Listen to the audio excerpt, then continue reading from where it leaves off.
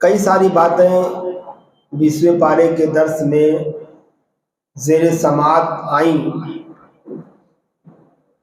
ایک آیت کریمہ بالکل آخر میں جو سورہ عنکبوت کی ہے۔ عنکبوت یہ عربی لفظ ہے جس کے معنی ہوتے مکڑی کے۔ اس سورہ کا نام سورہ عنکبوت ہی ہے کیونکہ اس سورہ میں ایک مکڑی کا تذکرہ کیا گیا ہے اور مکڑی کی مثال دی گئی ہے، تو وہ بتانا باقی رہ گیا تھا کل۔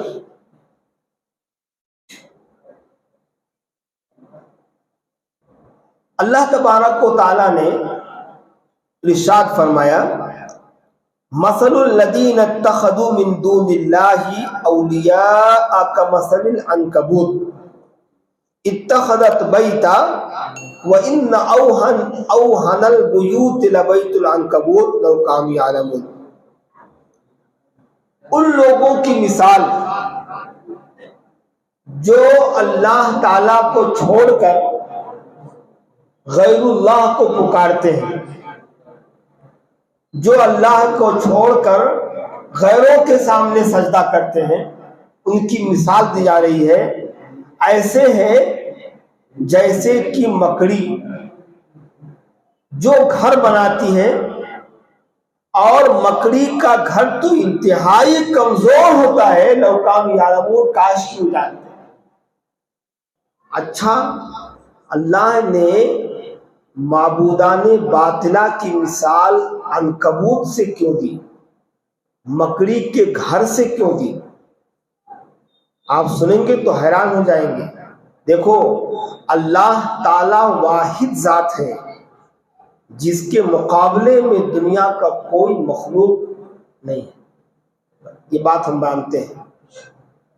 اور اللہ تعالی پوری کائنات کا اکیلے تنے تنہا خالق، مالک، رازق، حاکم، مدبر، پالنہار ہے، اس کے علاوہ اس کا کوئی پارٹنرشپ نہیں ہے، یہ ہم جانتے ہیں۔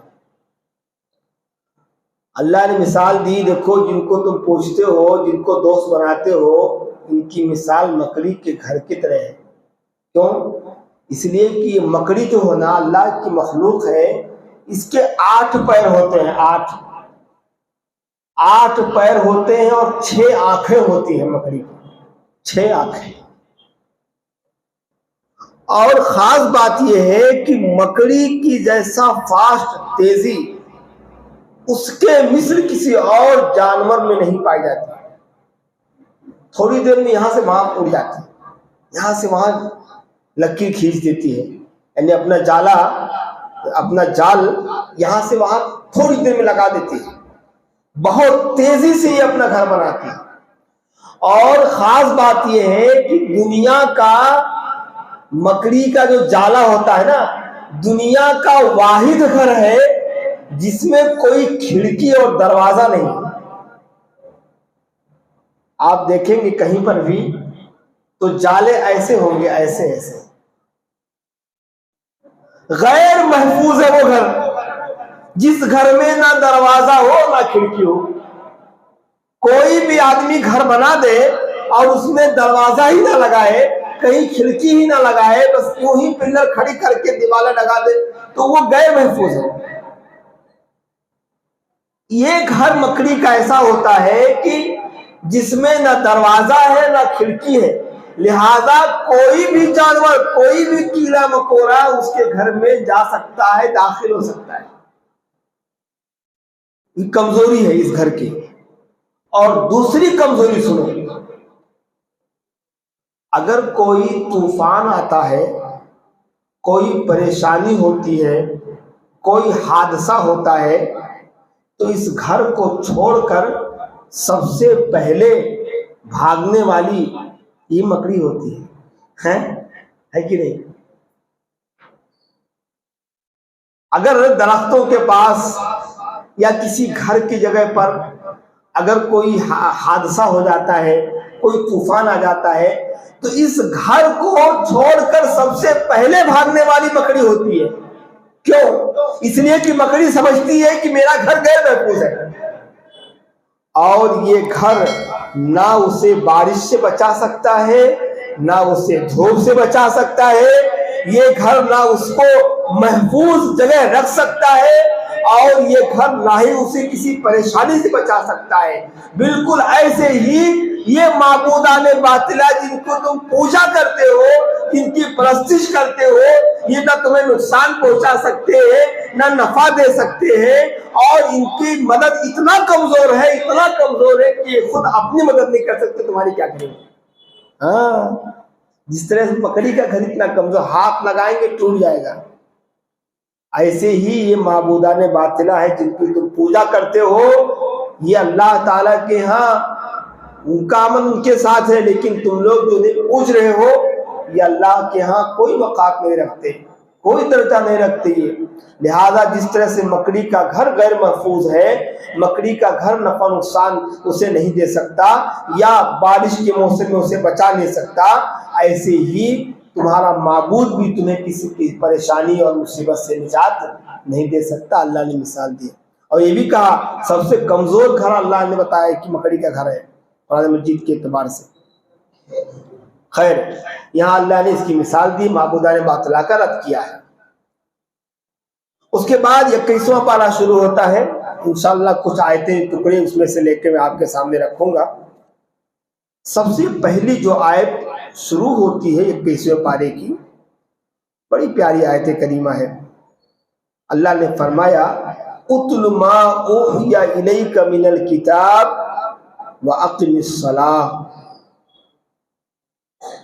اے نبی آپ تلاوت کیجئے اس چیز کی جو آپ کی طرف وحی کی گئی ہے کتاب میں سے، قرآن مجید میں سے جو وحی کی گئی ہے وہ لوگوں کے سامنے پڑھ کر سنائیے۔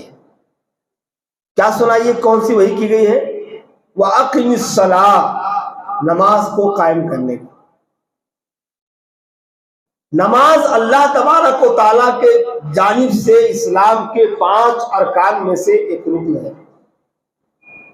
رسول اللہ صلی اللہ علیہ وسلم نے فرمایا بنی الاسلام علی خمس، شہادت اللہ الہ الا اللہ وان محمد رسول اللہ واقام الصلاۃ وایتاء الزکاۃ وصوم رمضان وحج البیت من استطاع الیہ سبیلا۔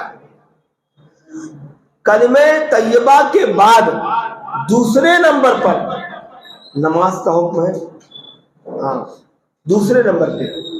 اب آپ اندازہ کیجئے کہ اگر کوئی کلمہ گو ہے وہ نماز نہیں پڑھتا ہے تو وہ واقعی مسلمان نہیں، بالکل نہیں، اسلام سے اس کا کوئی تعلق نہیں ہے۔ اسی لیے اللہ کے نبی صلی اللہ علیہ وسلم نے فرمایا جس کسی نے جان بوجھ کر نماز چھوڑی فقد کفر، اس نے کفر کیا۔ اور آگے اسی پارے میں آگے آ رہا ہے وَأَقِمِ الصَّلَاةَ وَلَا تَكُونُوا مِنَ الْمُشْرِكِينَ، نماز قائم کرو اور مشرکوں میں سے مت ہو جاؤ۔ اچھا یار، قائم کرنے میں اور پڑھنے میں کیا فرق ہے؟ پورے قرآن میں اللہ نے کہیں نماز پڑھنے کا لفظ استعمال نہیں کیا ہے، صلی صلاۃ نہیں کہا ہے، وَأَصَلُّوا صلاۃ نہیں کہا ہے، لوگوں نماز پڑھو، یا اقرا مطلب ہوتا پڑھنا، اقرأوا الصلاۃ لوگوں نماز پڑھو۔ اللہ نے کہیں پر بھی نماز پڑھنے کا تذکرہ نہیں کیا ہے۔ جہاں پر بھی لفظ آیا ہے وَأَقِيمُوا الصَّلَاةَ وَآتُوا الزَّكَاةَ، یہاں بھی وَأَقِمِ الصَّلَاةَ، نماز قائم کرو۔ قائم میں مطلب کیا ہوتا ہے؟ یہ لفظ ایسا ہے جس کے اندر کنٹینیوس سینٹنس اس کے اندر استعمال ہوتا ہے، مسلسل۔ اگر نماز پڑھنے کے لیے کہا جاتا تھا تو آپ نماز چھوڑ بھی سکتے تھے، پڑھ بھی سکتے تھے، لیکن یہاں اللہ نے پورے قرآن میں جہاں پر بھی استعمال کیا ہے اقیمو، قائم کرو۔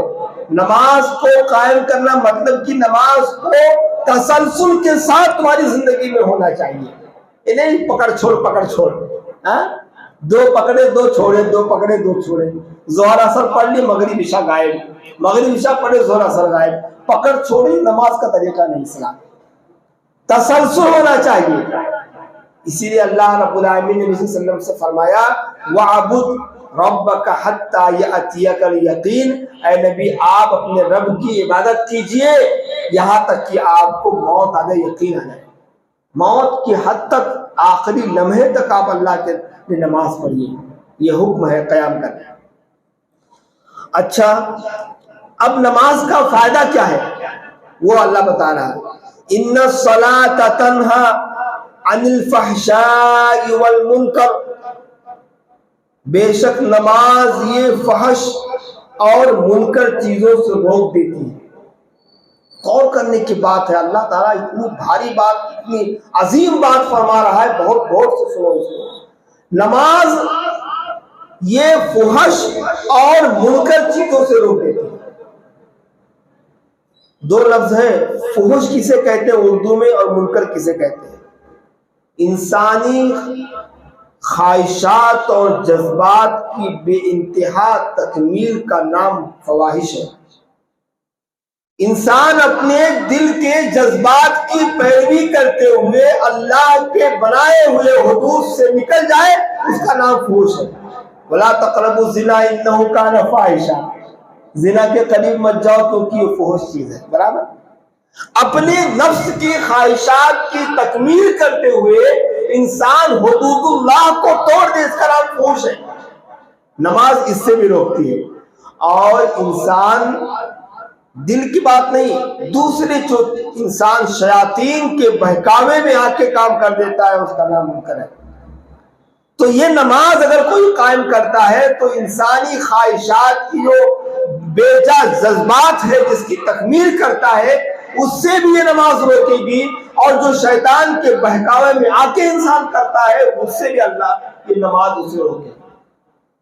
اور وہ نماز ہے ہی کیا جو انسان کو برائیوں سے نہ روک سکے۔ ایک صحابی آئے، کہنے لگے اللہ کے رسول، ایک شخص ہے جو نماز پڑھتا ہے اور رات میں چوری کرتا ہے، دن میں نماز پڑھتا ہے اور رات میں چوری کرتا ہے۔ تو آپ صلی اللہ علیہ وسلم نے فرمایا اگر وہ نماز صحیح طریقے سے پڑھ لے تو وہ چور ہی نہیں رہ جائے گا۔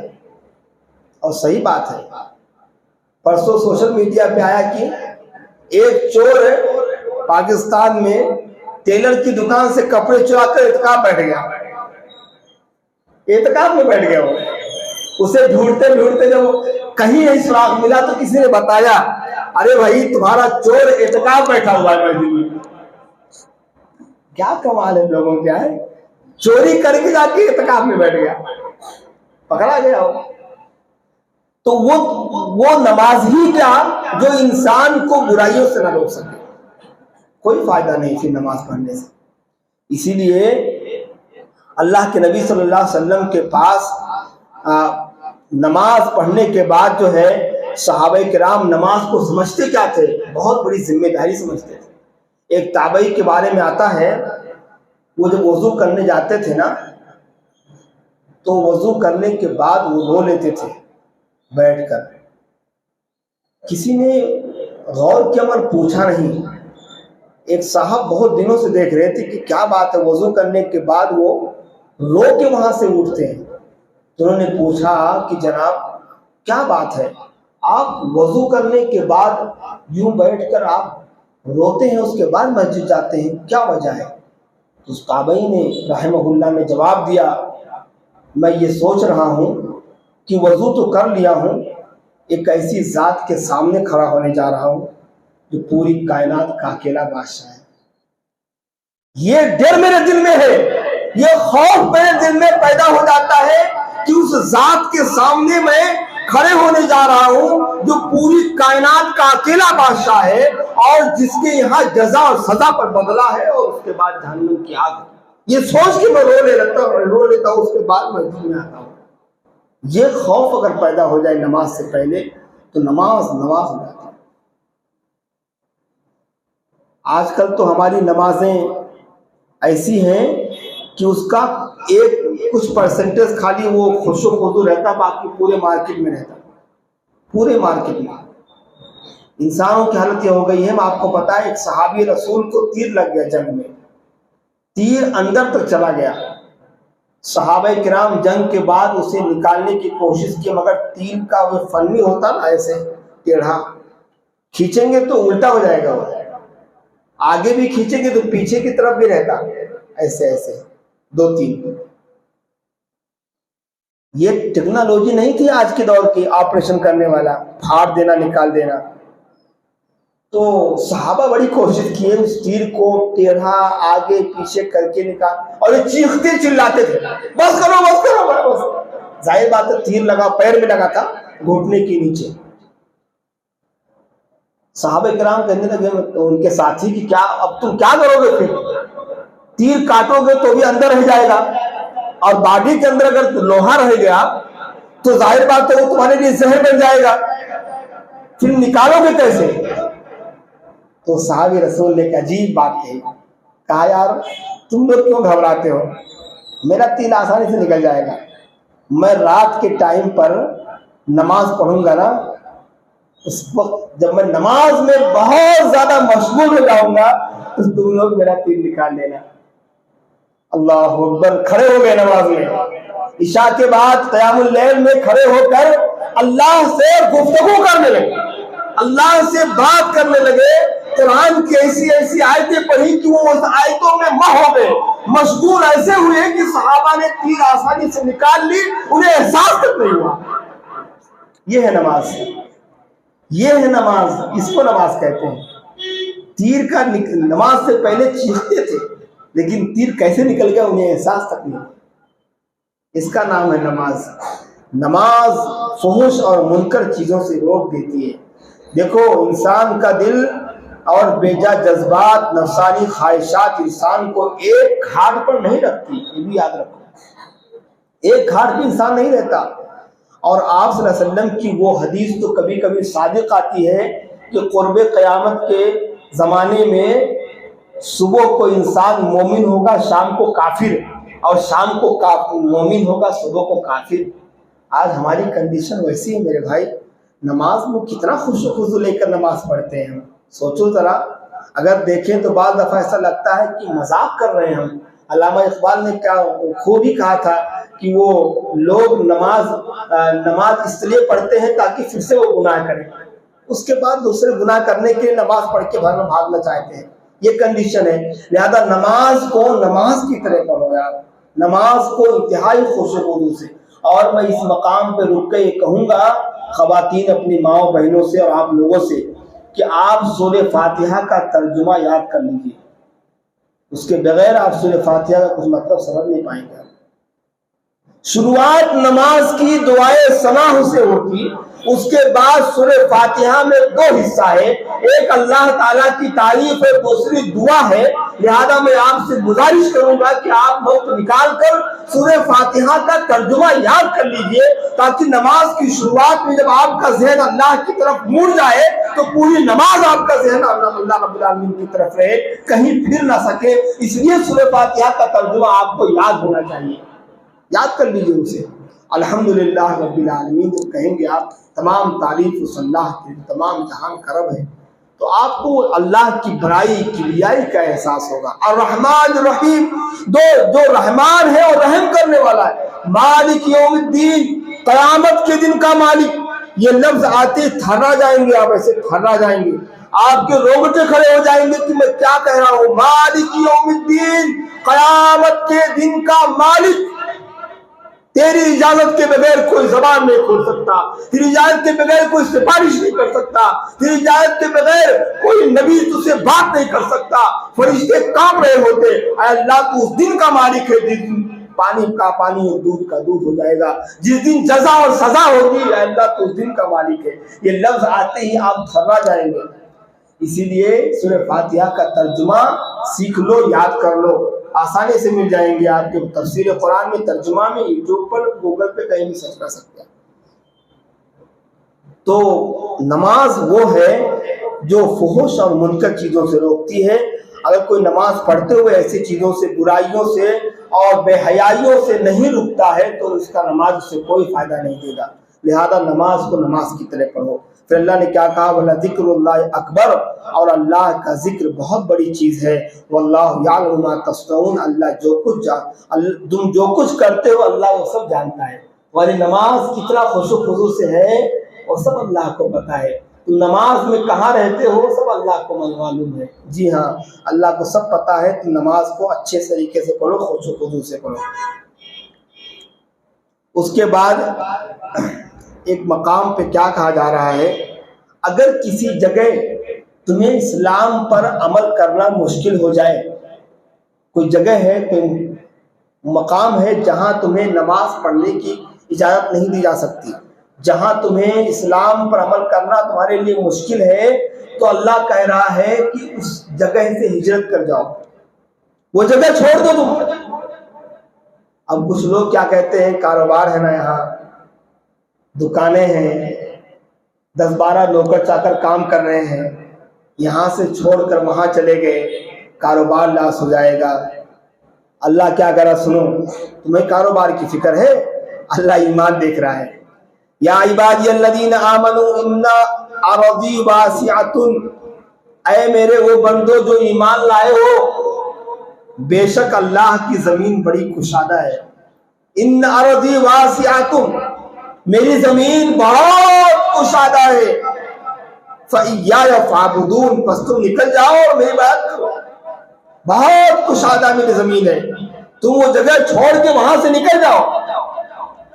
اور اگر تمہیں یہ فکر ہے کہ کاروبار لاس ہو جائے گا، دکان خراب ہو جائے گا، کاروبار جو ہے نقصان گھاٹے میں ہو جائے گا، جو نفع میں یہاں کما سکتا تھا وہاں نہیں کما پاؤں گا، جو عیش اور جو سکون اطمینان سے یعنی میں اپنے مال کے ذریعے سے یہاں تھا وہاں نہیں رہ پاؤں گا، تو اللہ اس کا جواب دے رہا ہے، کل نفس ذائقۃ الموت، ہر نفس کو موت کا مزہ چکھنا ہے، تم مرو گے وہاں پر بھی اور مرو گے وہاں پر بھی جہاں تم کو جانے کا ہے۔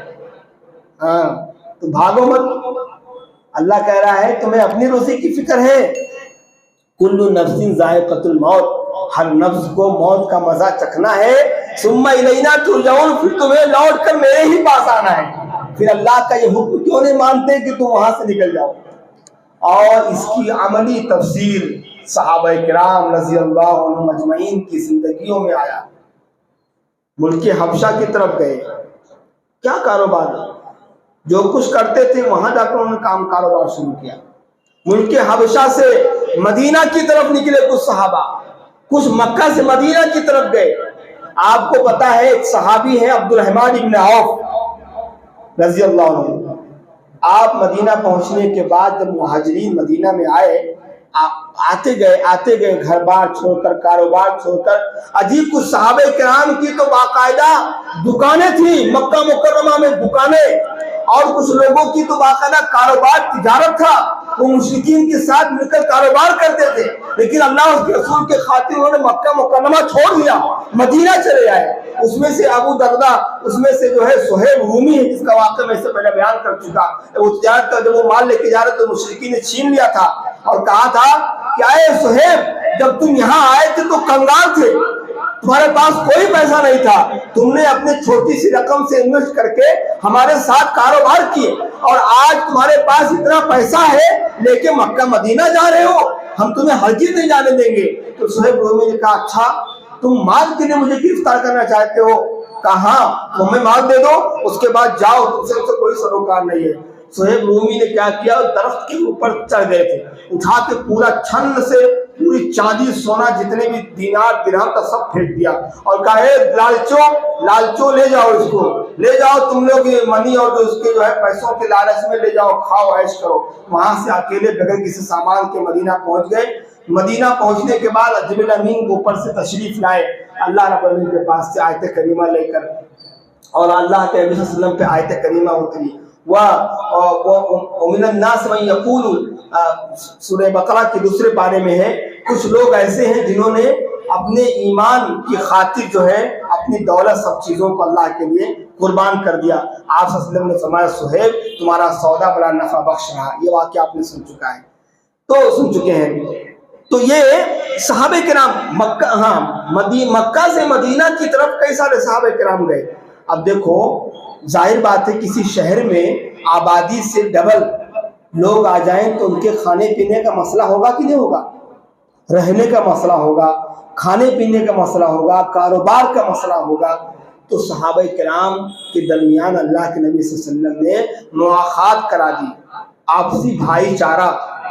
مہاجرین کو بلایا آپ نے اور انصار مدینہ کو بلایا آپ نے, اور آپ صلی اللہ علیہ وسلم نے ایک ایک صحابی کا نام لیا اور کہا اے مہاجر صحابی اٹھو, تم فلاں انصار صحابی کے گھر جاؤ, یہ تمہارے دینی بھائی ہیں, تم اٹھو تم اٹھو تم اٹھو تم اٹھو. آپ نے دونوں میں مواخات کرائی, بھائی چارہ کرائی. عبد الرحمن ابن عوف رضی اللہ عنہ کا بھائی چارہ سعد بن ربیع رضی اللہ عنہ سے ہوا تھا. یہ انصاری صحابی تھے, دونوں کی ملاقات ہوئی, دونوں گلے ملے اور سعد بن ربیع سے عبد الرحمن ابن عوف کو گھر لائے. لانے کے بعد کہنے لگے عبد الرحمن تم میرے دینی بھائی ہو, نبی صلی اللہ علیہ وسلم نے فرما دیا ہے, ایک کام کرو, میرے پاس 2 باغ ہیں, ایک باغ میں تمہیں دیتا ہوں, جاؤ پھل توڑو, بیچو, کاروبار کرو. اور اے عبد الرحمن ابن عوف میرے پاس 2 بیویاں ہیں, اس میں سے جو تمہیں اچھی لگے. کیا جذبہ تھا یار قربانی کا. یہ نہیں کہ میں طلاق دیتا ہوں تم اس سے شادی کر لو, بلکہ انہوں نے اپنی چوائس اس صحابہ رسول جو دینی بھائی قرار پائے ان کو دے دی اور کہا تم دونوں بیویوں میں سے جو تمہیں اچھی لگے آپ کہہ دو کہ یہ میں اسے طلاق دیتا ہوں اور عدت گزرنے کے بعد تم اس سے شادی کر لو. عبد الرحمن ابن عوف رضی اللہ عنہ نے کہا کہ اے میرے دینی بھائی بارک اللہ فی اہلک و مالک, یہ دعا ان سے ثابت ہے, بارک اللہ فی اہلک و مالک, اللہ تمہارے خاندان اہل و عیال اور تمہارے مال میں برکت عطا فرمائے. مجھے بازار کا راستہ بتا دو. مدینہ کا جو بازار تھا اوکاز بازار کا راستہ بتا دو. ان کے پاس کچھ دینار تھا, وہ لے آئے تھے مکہ سے, گئے اور دودھ اور پنیر کا کاروبار شروع کیا. اللہ نے اتنا پیسہ دیا ان کو.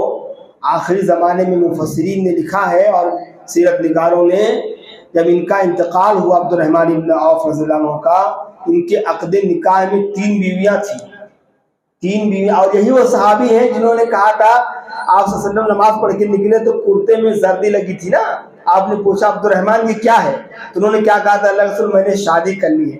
آپ نے کیا پوچھا کیسے, کہا اللہ رسول میں ایک گٹلی کھجور کی گٹلی کے برابر سونا دے کر میں نے ایک خاتون سے, انصاری خاتون سے شادی کی ہے. تو آپ نے کیا کہا تھا, اولی مولو بشاطر, ولیمہ کر لو خواہ ایک بکری کا کیوں نہ ہو.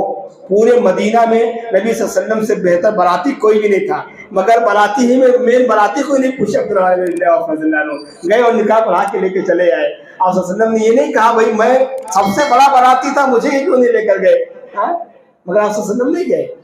تو یہی عبد الرحمن ابن عوف رضی اللہ عنہ انتقال ہوا تو 3 بیویاں تھیں. 3 بیویوں میں جب حصہ تقسیم ہونے لگا تو گولڈ کو ہتھوڑی سے توڑ کے بانٹا گیا. اللہ اکبر, گولڈ کو. اور سب سے زیادہ حضرت عثمان غنی رضی اللہ عنہ کے بعد اللہ کے راستے میں خرچ کرنے والے صحابی عبد الرحمن بن عوف رضی اللہ عنہ. ہجرت کی انہوں نے یہ نہیں دیکھا کہ میرا کاروبار بہت چمکا ہوا میں مکہ ہی میں رہ جاؤں.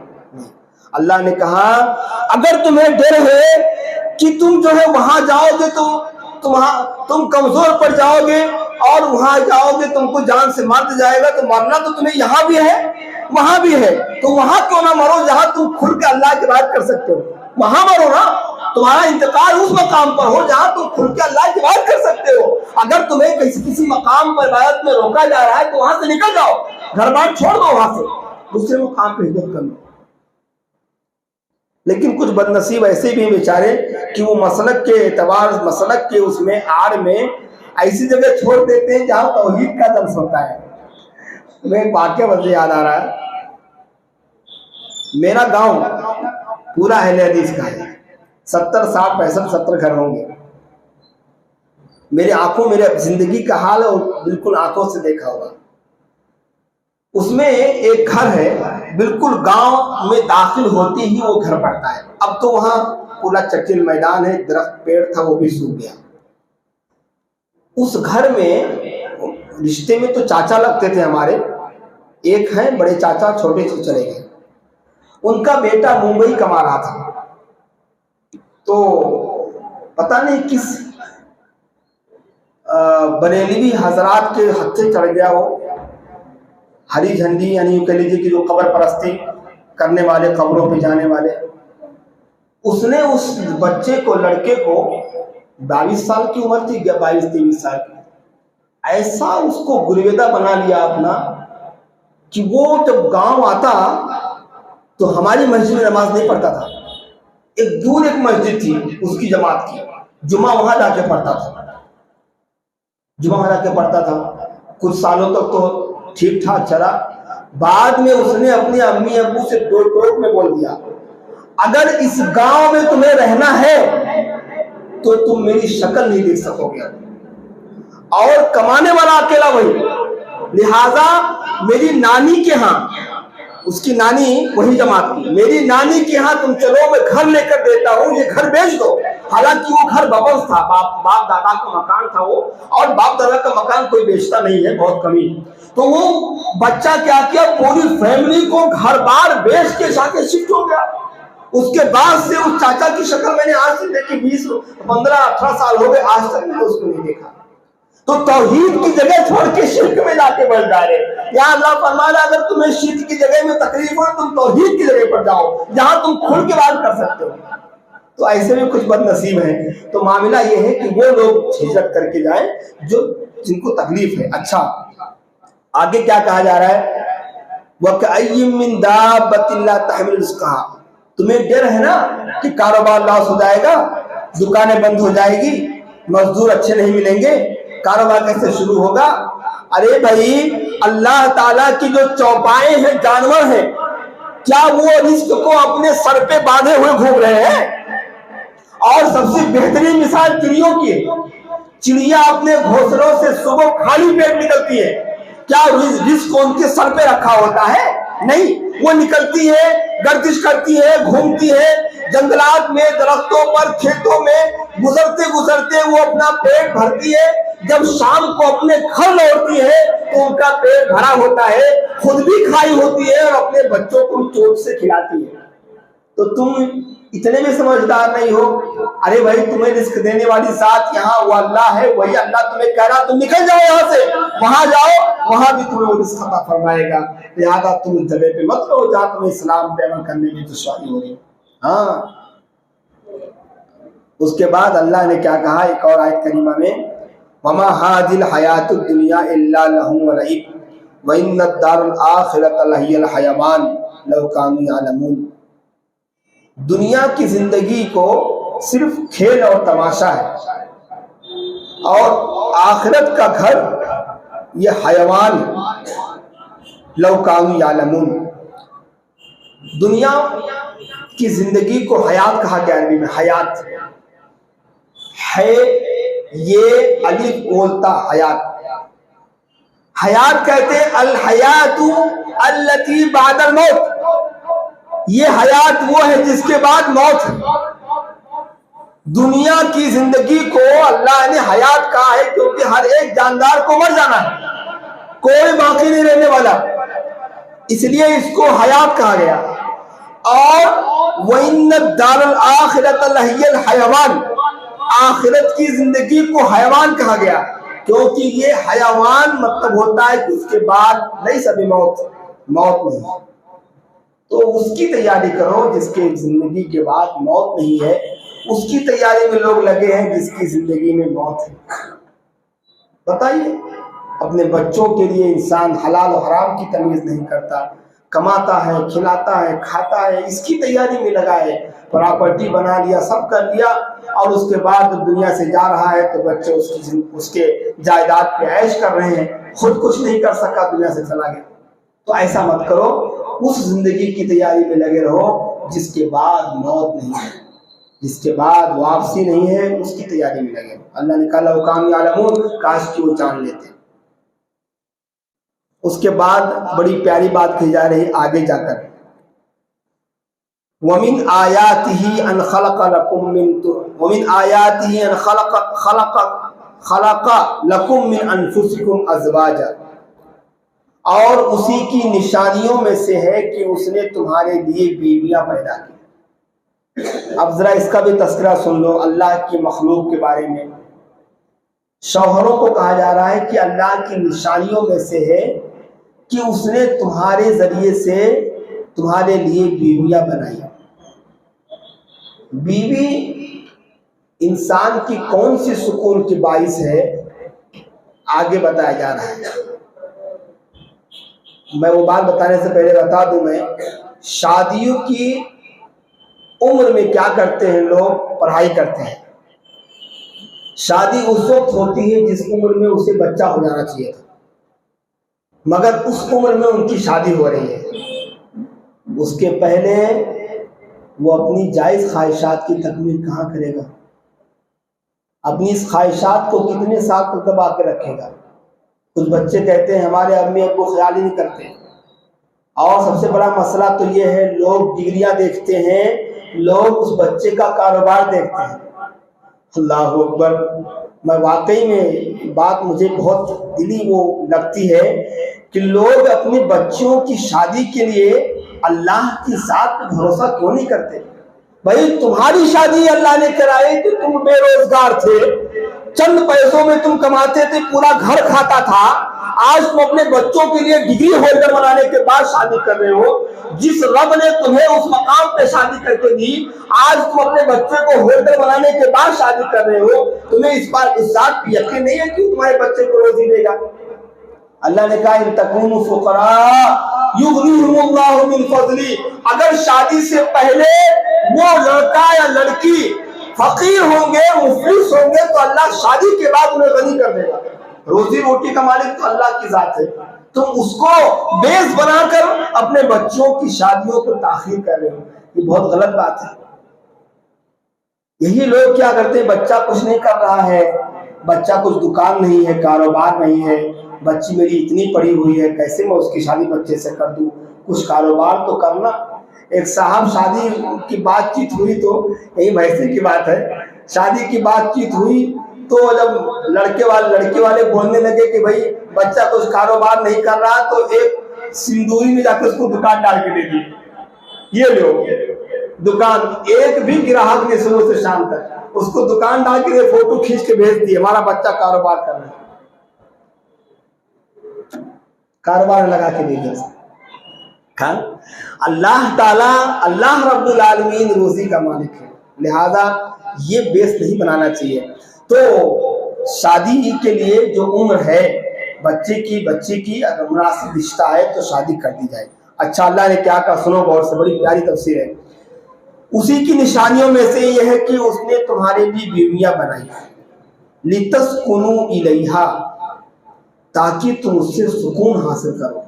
سکنا یسکن سکنن، اور جب سکنا کا مصدر الا ہے تو مطلب ہوتا ہے کہ سکون کسی ایک سے نہیں بلکہ بیوی شوہر سے اور شوہر بیوی سے سکون حاصل کرے. دونوں میں ہونا چاہیے چیز. اللہ نے اسی لیے بیوی بنائی ہے تاکہ شوہر بیوی سے سکون حاصل کرے اور بیوی شوہر سے سکون حاصل کرے. اور اگر کسی عورت کو ایک عالی شان محل بنا کے دے دی جائے، کوئی خاتون ہے، کوئی بھی عورت ہے، اس کا شوہر اسے بہترین عالی شان محل بنا کر اسے دے دے اور کہے تو اس میں رہ، اور وہ وہاں نہ رہے، تو اس عورت کو اتنی ساری آسائشیں پانے کے باوجود بھی حقیقی سکون نہیں ملنے والا ہے. جو شوہر دے سکتا ہے وہ سکون نہیں مل سکتا. اور شوہر اگر بیوی کو ٹینشن ہی ٹینشن دیتا رہے، جب بات ہو ٹینشن، جب کچھ ہو تو ٹینشن، تو بیوی کو بھی حقیقی سکون شوہر سے نہیں مل سکتا. اور جس عورت کو سکون اس کے شوہر سے نہ ملے، اور جس شوہر کو سکون اس کی بیوی سے نہ ملے حقیقی معنوں میں میاں بیوی نہیں ہو. یہ قرآن کہہ رہا ہے. قرآن مجید کے اس آیت کریمہ سے یہ فائدہ معلوم ہو رہا ہے جس بیوی سے اس کے شوہر کو سکون نہ ہو اور جس شوہر کو اس کی بیوی سے سکون نہ ہو حقیقی معنوں میں دونوں میاں بیوی نہیں ہیں. کب ہوں گے سکون میاں بیوی؟ کب ہوں گے؟ جب دونوں میں آپس میں سکون. بھائی کمپرمائز کرنا پڑتا ہے. بعض دفعہ عورتیں سخت ہو جاتی ہیں, بہت کچھ بول دیتی ہیں, شوہر انتہائی غصے والا ہوتا ہے, بعض دفعہ بھڑک جاتا ہے, اسے مار دیتا ہے, کچھ تانے دے دیتا ہے, کچھ اور کہہ دیتا ہے. تو یہ زندگی میں کڑواہٹ آ جاتی ہے, کڑواپن. اس کو ختم کیجیے. کچھ باتیں آپ بھی صبر کیجیے, کچھ باتیں آپ کی بیوی بھی صبر کرے. کچھ چیزوں میں آپ چھوٹے بن جائیے, کچھ چیزوں میں آپ کی بیوی چھوٹی بن جائے, تبھی یہ زندگی کی گاڑی چلے گی. اس کا نام ہے زندگی کی گاڑی دو پہیوں پہ چل رہی ہے. ہاں کبھی ایسا نہ ہو کہ ایک پہیا جو ہے پنچر ہو جائے یا پھر جو ہے وہ خراب ہو جائے, دوسری گاڑی چلنا مشکل ہو جاتا ہے, پھر اس کو لے جانا. اسی لیے دونوں کو سکون ایک دوسرے سے حاصل کرنی چاہیے. ذہنی سکون بہت بڑی چیز ہے. یہ ذہنی سکون انسان کو اللہ نے کتنی پیاری بات کہی ہے, بیویاں بنائی اور ان دونوں کے اجنبی کے درمیان نکاح کا ذریعہ بنایا. نکاح کے کلمہ پڑھنے کے بعد دو اجنبی آپس میں ایک دوسرے کے لیے حلال ہو جاتے ہیں, اور اللہ نے ان کے ذریعے سے افزائش نسب کا طریقہ اپنایا, ذریعہ بنایا. اور افزائش نسل کے لیے جمع ہم بستری بھی ذہنی سکون کا بہت بڑا ذریعہ ہے, جسے کسی غیر کے ساتھ کسی غیر جگہ میں حاصل نہیں کیا سکتا. یہ بھی بہت بڑی بات ہے. اور اس لیے ذہنی سکون, شوہر تھکا مادہ آتا ہے, باہر سے کاروبار کر کے دھوپ میں چلا ہوتا ہے, دھوپ میں دوڑا ہوتا ہے, گاڑی چلایا ہوتا ہے, اس کا ہور سوکھا ہوتا ہے, ساری پریشانیاں اپنے بچوں کے لیے بیوی کے لیے جھیل کر برداشت کر کے گھر میں آتا ہے, اور اس کے بعد تم اسے ڈیمانڈ کرنے لگو, تم اس سے جھگڑا کرنے لگو, تو یہ انصاف کی بات ہے؟ وہ تمہارے لیے, تمہارے بچوں کے لیے دوسروں کے دکانوں پہ دھکے کھا کے آیا ہے, گالیاں کھا کے آیا ہے, دوسروں سے باتیں برداشت کر کے تمہارے لیے تو کوئی کاروبار کر رہا ہے نا, تمہارے لیے محنتیں کر رہا ہے, تمہارے لیے مشقتیں اٹھا رہا ہے, دھوپ میں تمہارے لیے چل رہا ہے, کم سے کم تم بھی تو کچھ صبر کر لو. اور کسی نے کہا ہے اس میں کہ بھائی اس بار عید کی ڈیمانڈ عورتیں تھوڑا کم کریں, کیونکہ مہنگائی بہت زیادہ ہو گئی ہے اور شوہروں کے پاس اتنے پیسے نہیں رہ گئے ہیں, لہذا مناسب کپڑوں میں اپنی عید منا لیں, کیونکہ شوہر بھی تمہارا ہم سفر ہے, اور دونوں ہم سفر جب ساتھ میں صحیح طریقے سے رہیں گے تبھی سفر یہ صحیح طریقے سے گزر پائے گا. لہذا کچھ عورتیں بہت زیادہ ڈیمانڈ بالکل نہ کریں, جو ان کی شوہر کا بساط ہے, جو طاقت ہے, اتنا ہی خرید کے پہن لیں. زیادہ ڈیمانڈ کرنے سے شوہر کے دل میں بھی آپ کے لیے رنجشیں پیدا ہو جائیں گی. تو اس لیے تو سکون دونوں سے ہونا چاہیے. اچھا آگے سنو, اسی میں ٹائم ہو جا رہا ابھی تو خیر. وَجَعَلَ بَيْنَكُمْ مَوَدَّةً وَرَحْمَةً, اور اس نے تمہارے درمیان مودت اور رحمت پیدا کی. یہ دو لفظ کیا معلوم ہے؟ مودت کہتے ہیں مودت, محبت کا جذبہ. اللہ نے بیوی کے لیے, بیوی کے دل میں آپ کی محبت ڈال دی, اور اللہ تعالیٰ نے بیوی کی محبت آپ کے دل میں اور آپ کی محبت بیوی کے دل میں. شادی کے دوسرے دن ہی ہنی مون کو نکل جاتے لوگ ہیں گھومنے کی, گھمانے کے لیے. دوسرے تیسرے کیا ہفتہ 20 دن تک کہتے بھائی رہنے دو نا. یہ کیا ہے؟ ایک اجنبی لڑکی سے نکاح ہوا, وہ آپ کی ہماری دلہن بن کے آئی, اب اسے 2 ہفتہ بھی نہیں بھیج رہے. کیوں نہیں بھیج رہے ہیں؟ دلی محبت. اللہ نے اس بیوی کے دل میں محبت ڈالی آپ کی, اور آپ کے دل میں اس کی محبت ڈالی. حالانکہ دونوں اجنبی تھے, دونوں اجنبی تھے, اور عقیدت مانو جب وہ عورت وہ لڑکی اپنے سسرال سے میکے جاتی ہے تو وہ آپ کی محبت لے کر جاتی ہے, وہ روتی ہو جاتی ہے کہ میرا شوہر اکیلے کیسے کھائے گا, کیسے پیے گا, کیسے سوئے گا, اسے کھانا کون دے گا, یہ فکر ہوتی ہے. اور اگر 2-3 مہینے گزر جائے تو یہ محبت اور بڑھ جاتی ہے. فون پہ فون آئے گا, جناب کھانا کھائے کہ نہیں کھائے, یہ محبت ہے, ہوتی ہے. یہ دونوں اللہ نے کیا بچانا بینکم مودۃ, ہم نے اس کے تمہارے درمیان مودت پیدا کی, یہ دونوں کے درمیان ہوتی ہے. اللہ پیدا کر دیتا ہے, تبھی تو ایک اجنبی لڑکی آپ کے گھر میں آتے ہی آپ کے دل کی ملکہ بن جاتی ہے, آپ کے دل کی ملکہ بن جاتی ہے. اور بعض دفعہ ایسی محبت ہوتی ہے کہ آپ نہ چاہتے ہوئے بھی اپنے فیصلے اس عورت سے لیتے ہیں. نہیں میری بیوی ہو, بیٹھو ذرا کچھ حساب کرنا ہے, کچھ پیسے دینے کا تھا, ذرا بتاؤ کیا اس میں بہتر ہے کہ نہیں. کیوں؟ اس لیے کہ آپ کے دل میں اس کی محبت ڈال دی گئی ہے. اور بعض دفعہ عورتیں بھی کوئی باتیں نہیں چھپا پاتی, کچھ چیزیں آپ سے پوچھتی ہے کہ ایسا کرنا ہے, آپ کیا کہتے ہو ذرا بتاؤ. کیوں؟ اس لیے کہ محبت ڈال دی گئی. یہ رحمت کیا معلوم ہے, مودت 2 طرف سے ہوتی ہے. محبت آپ کی ان کے دل میں, ان کی محبت آپ کے دل میں. اور رحمت کیا ہے, اللہ نے کیا فرمایا کہ ہم نے ان کے درمیان مودت اور رحمت ڈال دی. رحمت ایک طرف سے ہوتا ہے, رحم کرنا. اگر بچہ رو رہا ہے, بچے کو ماں نے مار دیا تو اب ماں ہی گلے لگائے گی, بچہ ماں کو گلے نہیں لگاتا. بچہ بھاگنے لگتا نا, مار دیا تو بچہ بھاگنے لگتا, لیکن ماں دوڑ کے اس کو اٹھا لیتی ہے, بیٹا غلطی, بیٹا میں نے تجھے مار دی, میں تجھے مار دی, غصہ ہو گئی تھی. رحمت ایک طرف سے ہوتا ہے. اور اللہ نے یہ کب پیدا کیا شوہر بیوی کے درمیان, یہ سوال ذہن میں رکھو. اللہ نے مودت یعنی محبت شوہر بیوی دونوں میں رکھی, اور زندگی کے جوانی سے لے کر وہ دور چلتا رہتا دونوں میں محبت. لیکن رحمت اللہ نے کہاں رکھی, اور رحمت کا معنی کیا ہے؟ شوہر بوڑھا ہو گیا, بستر مرگ پر ہے, زندگی کی آخری سانسیں گن رہا ہے, اس کی بوڑھی بیوی, حالانکہ اب اسے ذہنی سکون نہیں دے سکتا, وہ اب اسے ذہنی سکون نہیں دے سکتا, وہ شوہر اس چیز سے عاری ہے, لیکن پھر بھی وہ اس مقام پر پہنچ کر بھی وہ بیوی اپنے شوہر کا ہاتھ پکڑ کر کہتی ہے میرے سرتاج تمہیں کوئی فکر کرنے کی ضرورت نہیں ہے, میں تو تمہارے ساتھ بیٹھی ہوں نا. یہ رحمت ہے.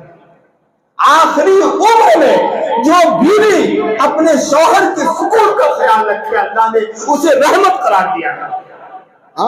بہت بڑی بات ہے یہ. مودت جوانی سے لے کر بڑھاپے تک کا میدان ہے. تمہارے دل میں بیوی کی محبت, بیوی کے دل میں تمہاری محبت, اس کا نام مودت ہے. لیکن رحمت اس وقت ہوتا ہے جب شوہر کے بیمار ہونے پر بیوی کہتی ہے فکر مت کرو, جب تک میری سانس میں سانس ہے میں تمہارے ساتھ رہوں گی اور تمہارے ہر طرح کا خیال رکھوں گی. یہ رحمت ہے. اور وہاں موجود شوہر بھی کہتا ہے میری بیگم تم بھی فکر مت کرو, اگر میں زندہ رہا تو تمہارے ساتھ میں بھی زندگی گزاروں گا. یہ رحمت ہے, کیونکہ وہاں ان دونوں کے علاوہ کوئی تیسرا سہارا نہیں ہوتا. شوہر کا یا تو بیوی, بوڑھی عورت کا یا تو بوڑھا شخص اس کا شوہر. یہ رحمت ہے جو دوسروں پہ رحم کر رہے ہیں.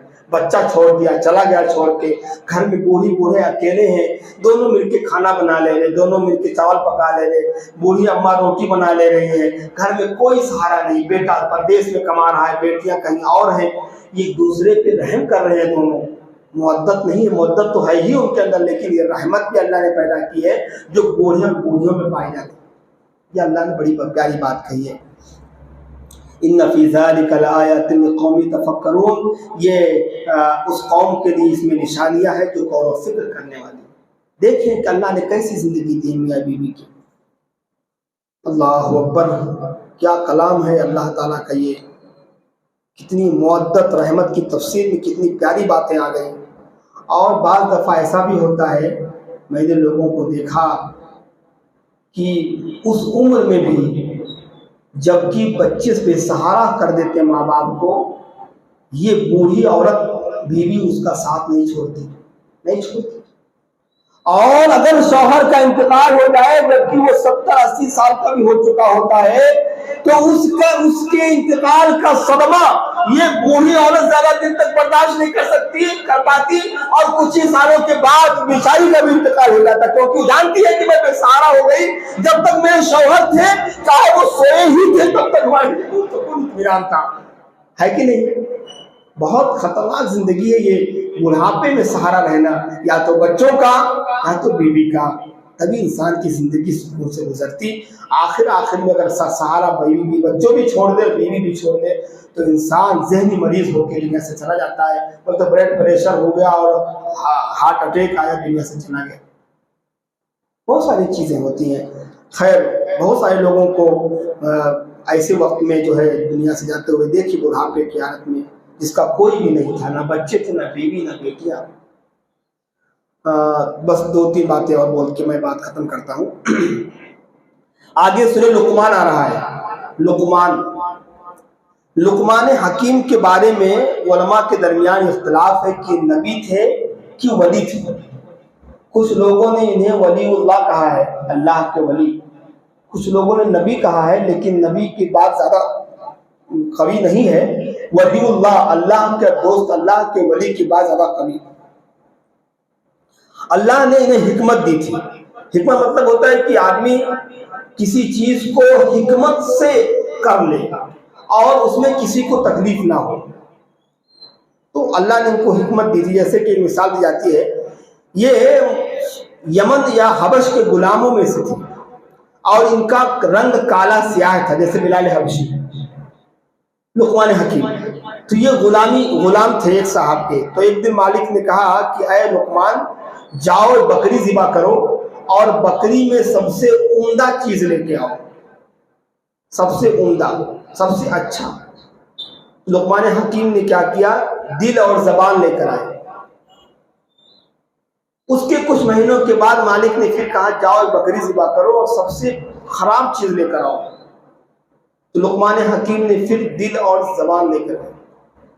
تو مالک نے پوچھا، لقمان سب سے اچھی چیز مانگا تو تم دل اور زبان لائے، اور سب سے خراب چیز میں نے طلب کیا تو تم دل اور زبان لائے، کیوں؟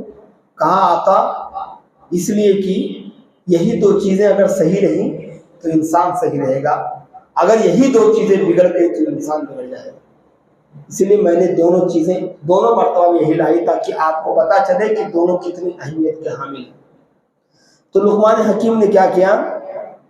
اللہ نے انہیں حکمت دی کہ انہوں نے اللہ کا شکر ادا کیا۔ اپنے بیٹے کو نصیحت کر رہے ہیں، کیا کہہ رہے ہیں؟ وَإِذْ قَالَ لُقْمَانُ لِابْنِهِ وَهُوَ يَعِظُهُ يَا بُنَيَّ لَا تُشْرِكْ بِاللَّهِ، اے میرے بیٹے تو اللہ کے ساتھ کسی کو شریک نہ کر۔ دیکھو لقمان حکیم تھے نا، حکمت کی باتیں بتاتے تھے۔ اور میں نے ابھی تفسیر میں پڑھا آنے سے پہلے کہ اللہ کے نبی صلی اللہ علیہ وسلم کے پاس مکہ میں لقمان حکیم کی ایک حکمت کی کتاب تھی، نبوت سے پہلے، صحیفہ لقمان کے نام سے۔ مکہ کے لوگ اس کو پڑھا کرتے تھے۔ ہاں، ایک شخص مدینہ سے آیا آپ صلی اللہ علیہ وسلم کے پاس گفتگو کرنے، اسلام قبول کیا، نام یاد نہیں ہے نام کیا تھا ان کا۔ تو جب اس نے آپ صلی اللہ علیہ وسلم سے کلام سنا یہ قرآن مجید، تو کہنے لگا کہ ہم ایسا ہی کلام تو ایک کتاب میں پاتے ہیں۔ تو آپ نے پوچھا کون سی کتاب؟ تو اس نے کہا کہ صحیفہ لقمان، ہم اس میں حکمت کی باتیں پاتے ہیں۔ آپ کی باتیں بھی تو حکمت کی لگ رہی ہے نا قرآن مجید میں، ایسی حکمت کی بات ہم اس کتاب میں بھی پاتے ہیں۔ اس کا مطلب لقمان حکیم کی حکمت کی کتابیں یا باتیں لوگوں بہت دنوں تک یاد رکھتے تھے۔ نصیحت کرنے بیٹے کو، اے بیٹے اللہ کے ساتھ کسی کو شریک نہ کرنا۔ نقطہ یہ ملا، سب سے پہلے اپنے بچے کو شرک سے ڈرایا جائے، سب سے پہلے۔ آگے آ رہا ہے، اے بیٹے نماز قائم کرو، نیکی کا حکم دو، گناہ کرنے سے بچو، سب آگے آ رہا ہے۔ لیکن سب سے پہلے لقمان حکیم نے ان کی حکمت کا سب سے بڑا مظہر یہ ہے کہ انہوں نے اپنے بیٹے کو کیا کہا؟ یا بنیا لا تشرک باللہ، اللہ کے ساتھ کسی کو شریک نہ کرنا۔ اور دوسرا نقطہ یہ ملا کہ اپنے بیٹے کو کوئی بات بتاؤ کہ بیٹا یہ کام کرو، بیٹا یہ کام مت کرو، تو اس کی دلیل بھی دو کہ یہ کام کیوں کرو اور یہ کام کیوں نہ کرو. ان الشرک لظلم عظیم, کیونکہ شرک بہت بڑا ظلم ہے. لقمان حکیم دلیل دے رہے, اے میرے بیٹے تم اللہ کے ساتھ کسی کو شریک نہ کرو. اب دلیل دے رہے کیوں نہ کرو شرک, اس لیے کہ شرک سب سے بڑا ظلم ہے. ظلم اس معنی کر کے کہ انسان, ظلم کا معنی ہی ہے انسان کسی چیز کو اٹھا کے دوسرے مقام پہ رکھے. اس کا جو مقام ہے, عبادت ہمیں اللہ کی ہی کرنی ہے. اللہ نے ہمیں اپنی عبادت ہی کے لیے پیدا کیا ہے. ہم اس کے بعد کرنے کے بجائے اگر غیر اللہ کے ساتھ ہم سجدہ کر رہے ہیں تو یہ اللہ کے عبادت میں کیا ہے, شرک ہے اور ظلم ہے. لہذا لقمان حکیم نے کہا ظلم عظیم ہے میرے بیٹے, یہ ظلم مت کرنا, اللہ ظالم کو معاف نہیں کرتا. ہاں تو شرک نہیں کرنا میرے بیٹے کبھی بھی.